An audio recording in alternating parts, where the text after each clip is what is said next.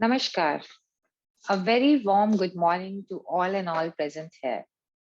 First of all, I would like to congratulate the organizing team of this FDP for organizing a 2-week online faculty development program in chemical sciences. My warm regards to Dr. S.P. Agarwal, Principal, Ramanujan College, and Professor Vijayalakshmi Nanda, Acting Principal, Miranda House, for giving me an opportunity to speak on this platform. A special thanks to my dear colleague, Dr. Anshika Lom, who invited me to present my research work and to interact with you all in this FTP. So before starting, let me share my screen with you all. So my presentation is basically today I'll speak on a simple heterocyclic chemistry leading to potential molecules valuable for the management of infectious diseases like malaria and COVID-19. So being a chemist, we all know that what are heterocyclic compounds. So heterocyclic compounds are the compounds which replace one or more carbon atoms, and they are mainly important heterocyclic compounds are the one which are aromatic in nature. So we all know about the furans, thiophene, pyrrole, that is they are 5-membered heterocyclic compound, as well as we all know about the 6-membered heterocyclic compounds such as pyridine, pyrazine, thiazole, and the heterocyclic compounds could be monocyclic or bicyclic like quinoline, isoquinoline, or benzofuran. Heterocyclic compounds are very important, and there are so many heterocyclic compounds which are present in nature. So if I see that here, there are so many alkaloids which are present like quinine, serotonin, nicotine, caffeine, atropine, morphine. So these alkaloids, they are really important because they have stimulant effects. So they have very wide range of pharmaceutical applications. So if I see the example of caffeine, which is present in coffee and which we used to drink daily, so that exerts a stimulant effect on our brain, on our heart, and the muscles. So the heterocyclic moiety which is present in imidazole, present in caffeine is imidazole. Similarly, if we see nicotine, so nicotine has pyridine as a heterocyclic moiety.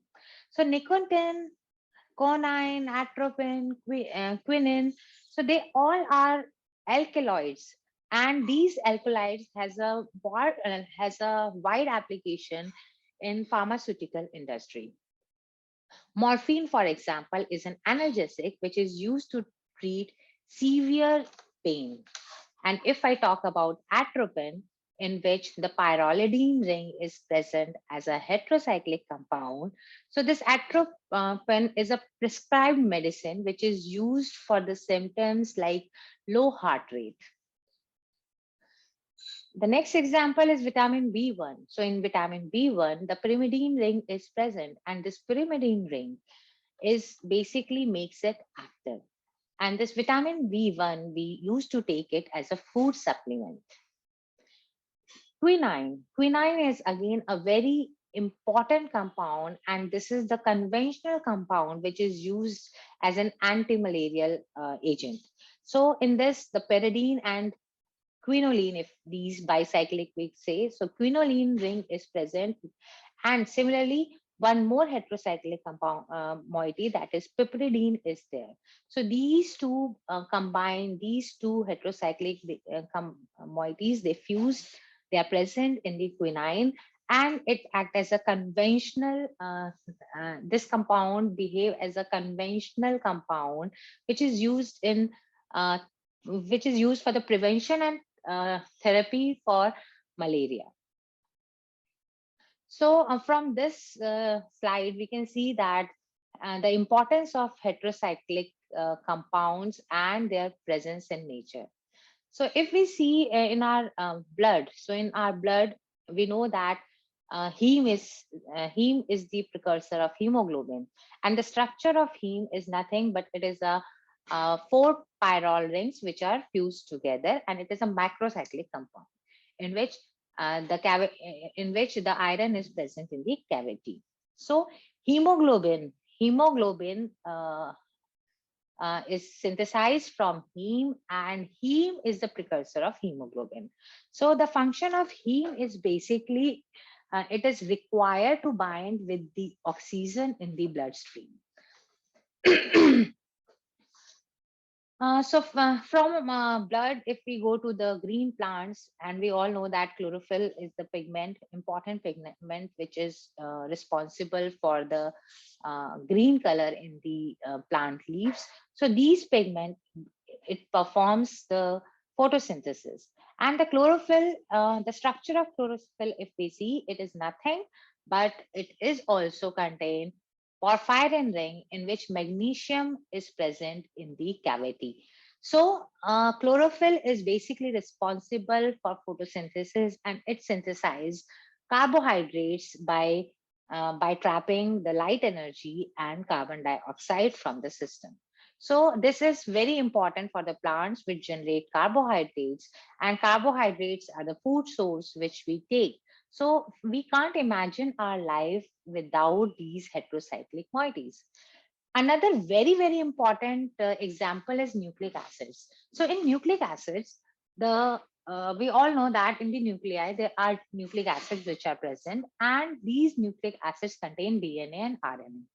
And DNA and RNA, they are nothing but nucleotides. They are polymers of nucleotides.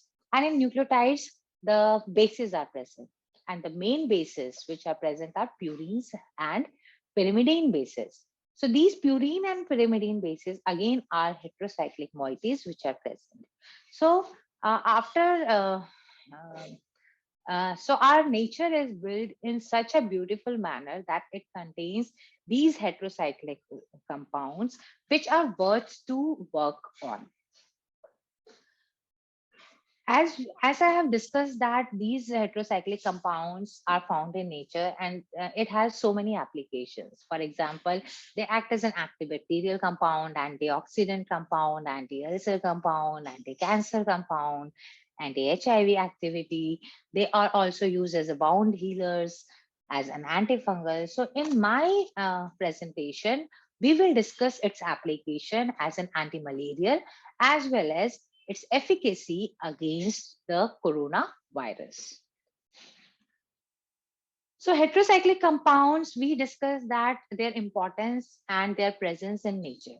Now, how we can forget about the pharmaceutical industry when we are discussing about the role of heterocyclic chemistry in medicinal research.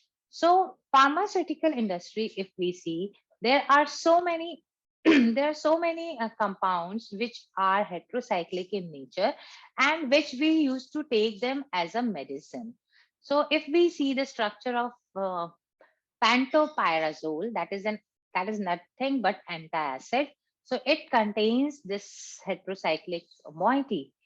If we see the structure of antibiotic, it again contains this piperazine ring. So if we see artemisinin, so artemisinin is currently the only therapy, artemisinin alone or artemisinin in combination with other drugs, it is the only therapy which is used by the WHO as an anti-malarial for the malaria prevention. So this is also nothing but it also has heterocyclic moiety. Another examples like ofloxacin, which is an antibiotic, tiotropium, which is used in chronic obstructive pulmonary diseases. So it has thiophene as a heterocyclic ring, and isoniazid, which is used again in the treatment of tuberculosis. So we can see that there in pharmaceutical industry, there are so many medicines which are available, which are highly useful and which we take during our illness, and these are really important compounds which are useful. So, so in my presentation, I will discuss here about the role of heterocyclic compounds in medicinal chemistry. So we will start with the heterocyclic compounds, and then our focus is basically on the fluorinated heterocyclic compounds. So after studying a lot of literature about the malaria and the heterocyclic moieties which are present, so we have decided to work upon this fluorinated compounds, fluorinated heterocyclic compounds, and we have synthesized these compounds, library of compounds, and we studied their application on mainly on two diseases, malaria and SARS-CoV-2. So in this, I will discuss in this FTP, I will discuss about the role of important fluorinated heterocyclic compounds in malaria in one section, and in another section, I will discuss about the role of these compounds for the efficacy towards SARS-CoV-2. World Health Organization, we know it is such an important organization throughout the world, and it has been, so they have conducted a survey in which they found that 46% of countries reported disruptions in malaria diagnosis and treatment. So now, because the COVID-19 pandemic has come, so people or the researchers, they are working more on the cure for COVID-19, and because COVID-19 is spreading all over the world, and all the researchers, pharmaceutical companies, they are working to develop a drug or a vaccine against COVID-19.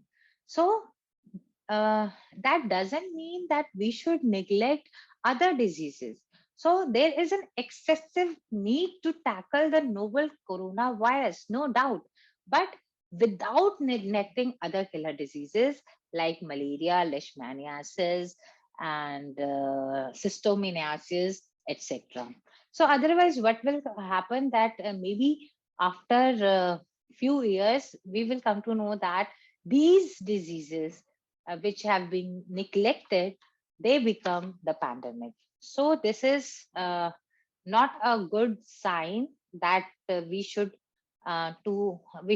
focus only on COVID-19, and our priority should only be COVID-19 treatment. No, we should also work on other important deadly diseases such as malaria.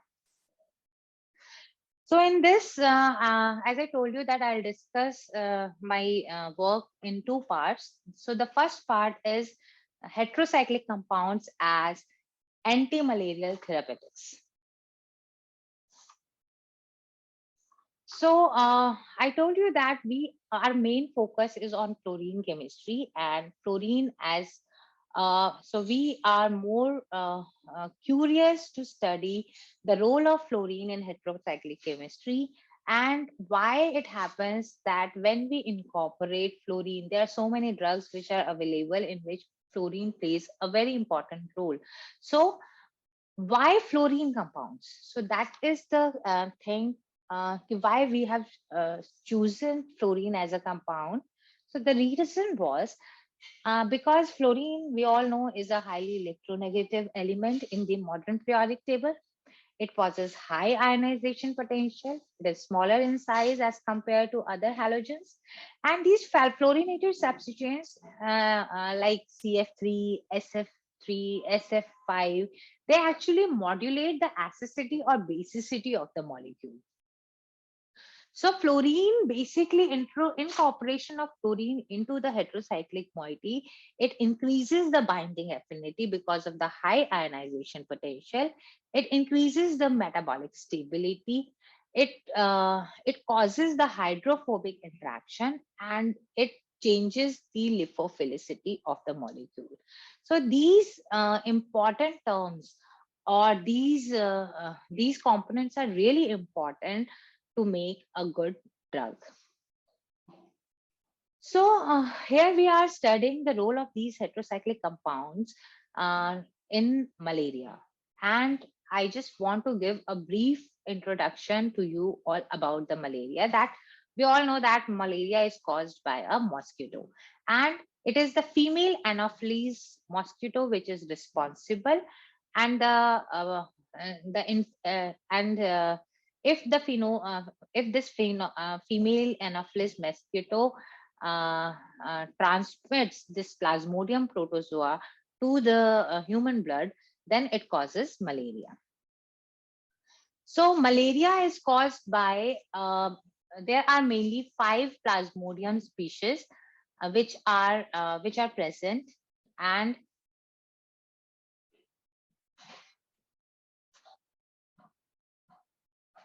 so there are 5 Plasmodium species which are present, uh, which are responsible for malaria. And the one which is severe and which is the more deadly is the Plasmodium falciparum. So Plasmodium falciparum is the most deadly species of all the other species.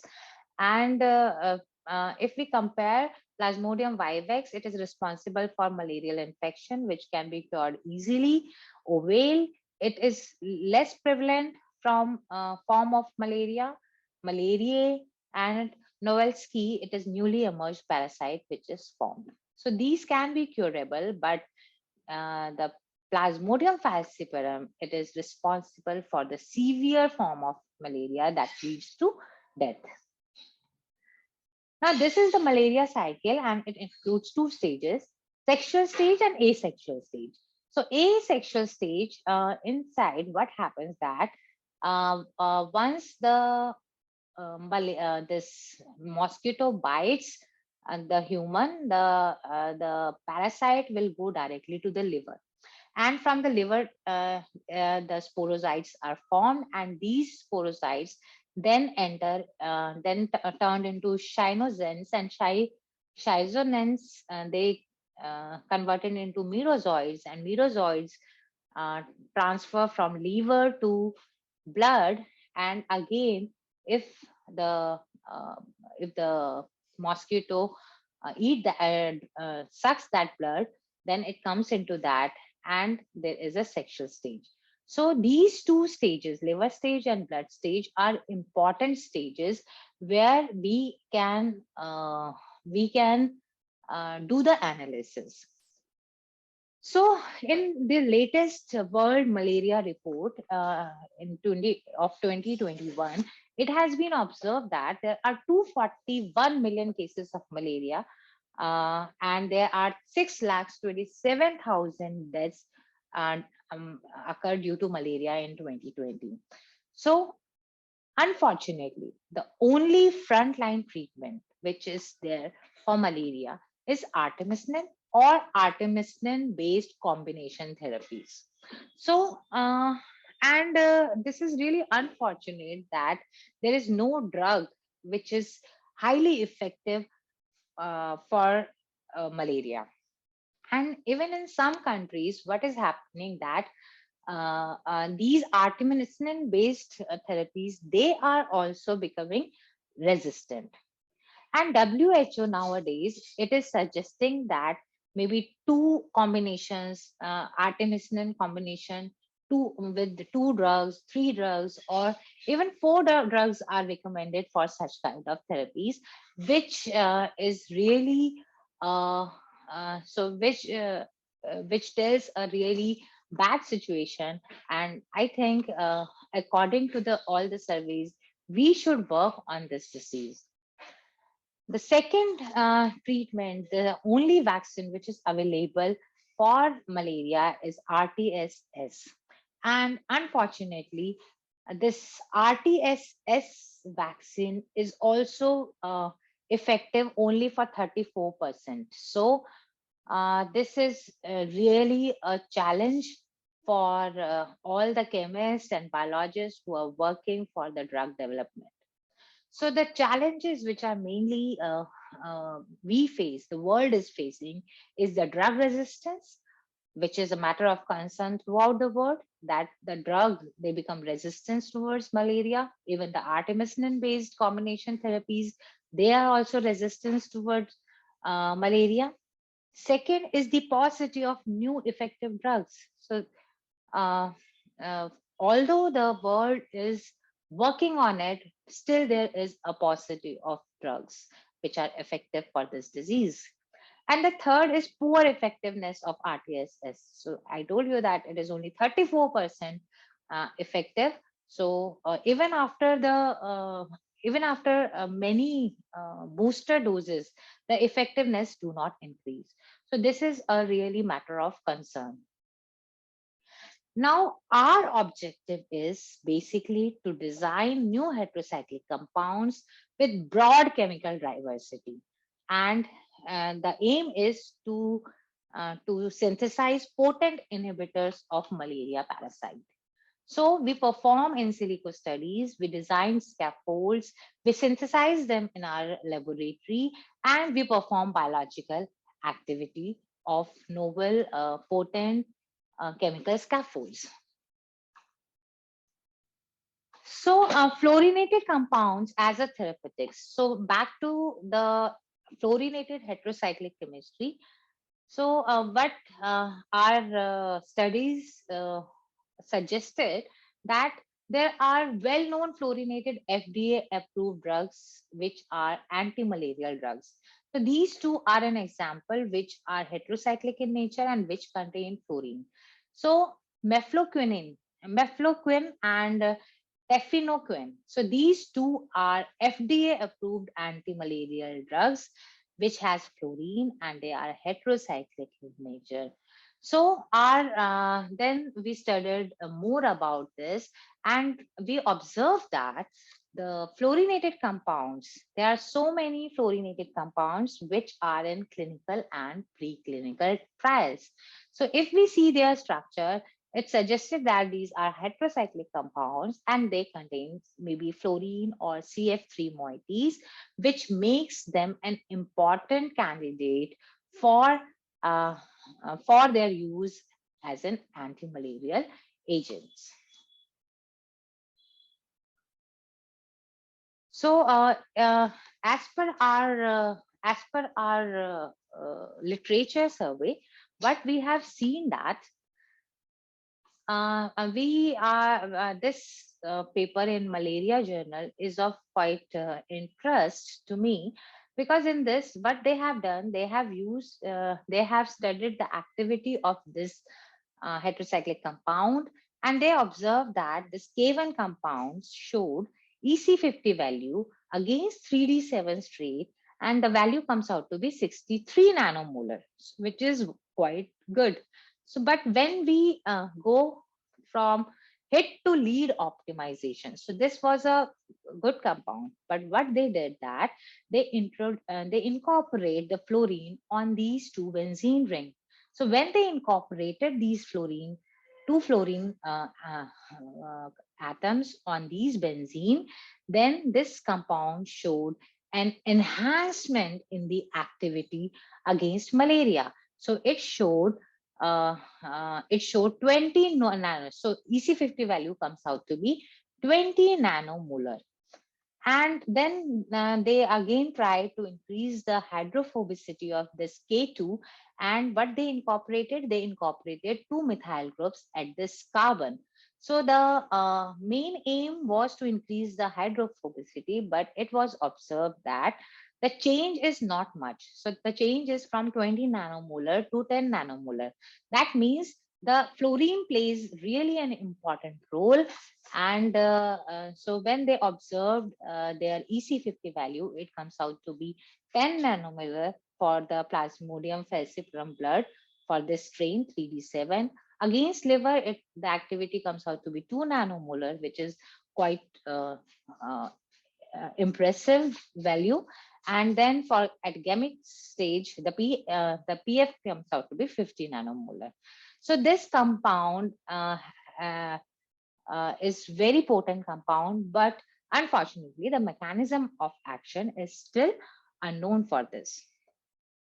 Then bioavailability is again an important aspect for a compound to become a drug. So its bioavailability was also quite good. It was 74%, and the half-life for humans is 44.1. So this shows that the hit to lead optimization is so important, and the incorporation of moieties like fluorine can enhance the activity for the inhibition of malarial parasite. So this is one example I would like to discuss.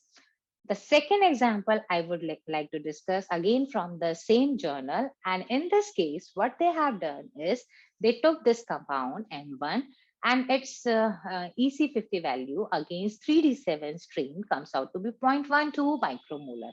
So what they did, they incorporate, they basically replace this bromine to fluorine, but they do not find much more exciting results.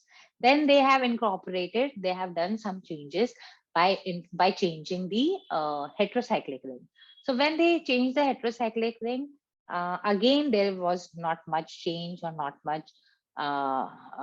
much result, not much exciting result came out. So then they again changed another substituents. They have introduced the morphine ring over here. So what they have observed now, they observe that the activity now changed from 0.12 micromolar to 0.001 micromolar, which was quite exciting.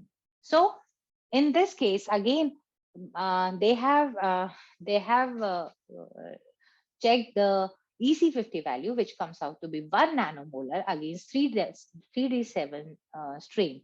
So this was quite exciting. And they have also checked again the liver stage and gamete stage. So the range were quite impressive. And moreover, the bioavailability of the compound was 84%. So that shows that this could be a, a potent drug for malaria. So but here they also try to find out the mechanism of action, and they observe that the mechanism of action for this is the inhibition of Plasmodium falciparum translation elongation factor 2. So this is much of the biology which I don't want to discuss. So now come to our work. So what we have decided, so after doing so much of literature survey, we have decided again to work on heterocyclic compounds. And what we tried to incorporate the morphine and the fluorine substituents, so that we can increase the efficacy of our heterocyclic compounds, which we have designed to the extent in which we can claim that they could be a good candidates for malaria treatment. So we choose morphine. Now, why morphine?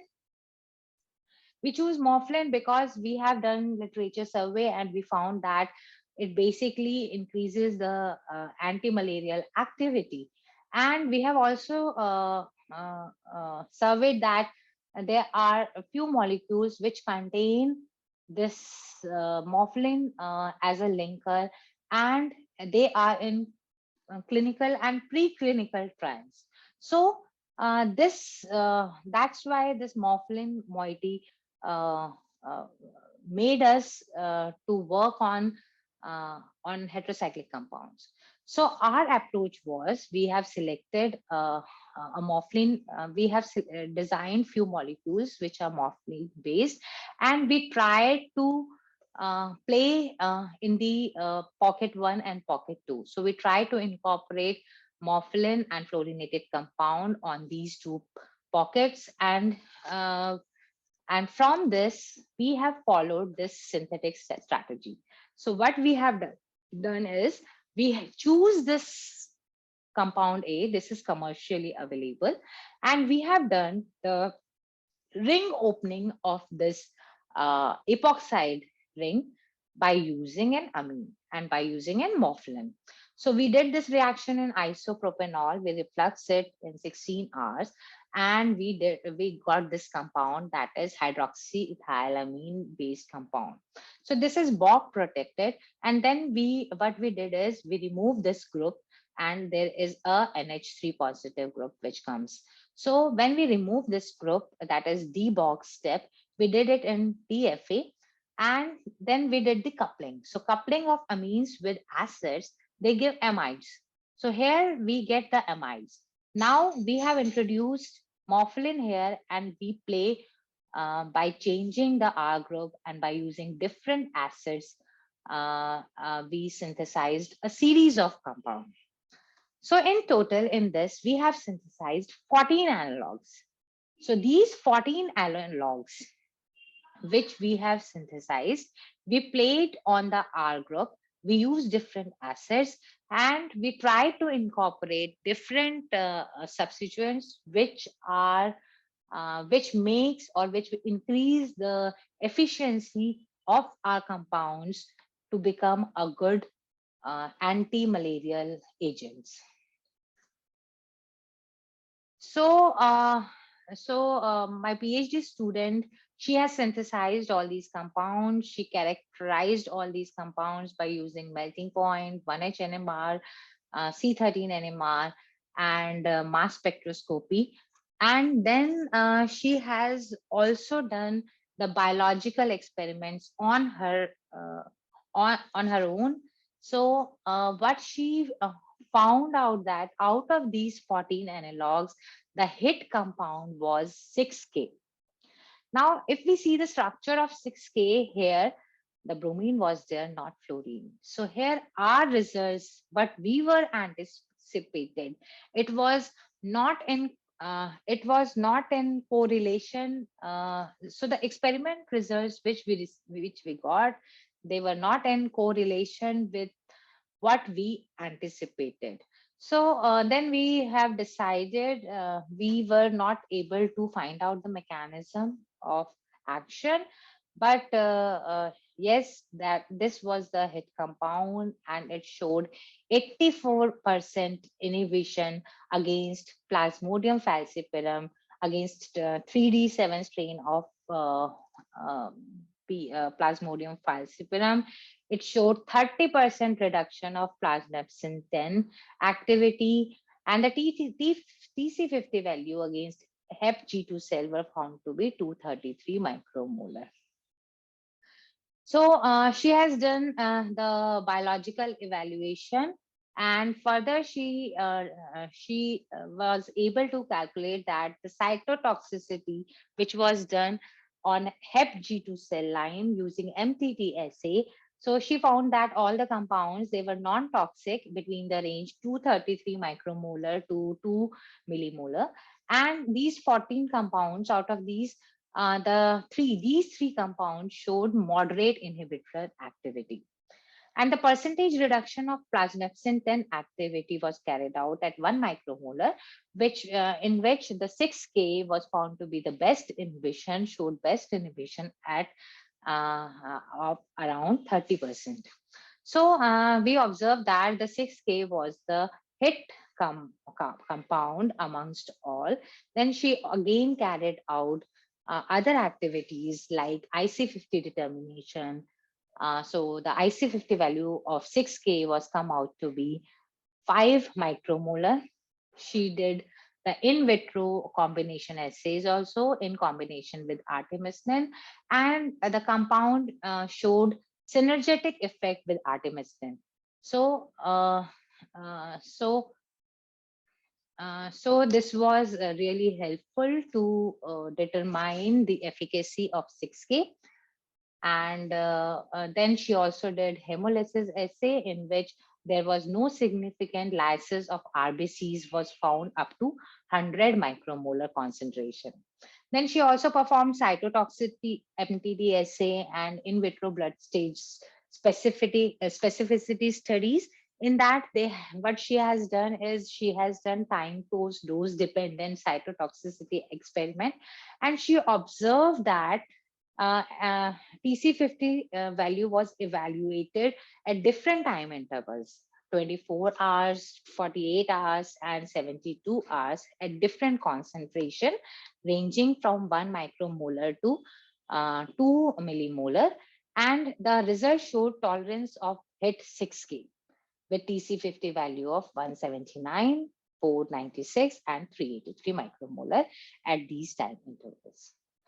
And in the in vitro blood stage specific study, it was observed that the efficacy for 6K was attained when treatment was done at tropozoite stage. So tropozoite stage is the one in which our compound was most efficacious. So out of curiosity, we would like to know what is the target uh, of our compounds. So where it is targeting.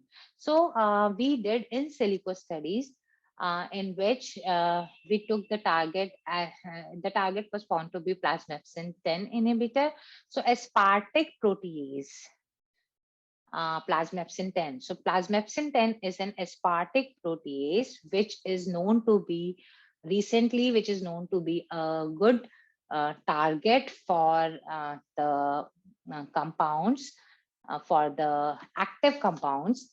And we screened our compound with this aspartic protease, plasmapsin 10, and we did the molecular interaction analysis.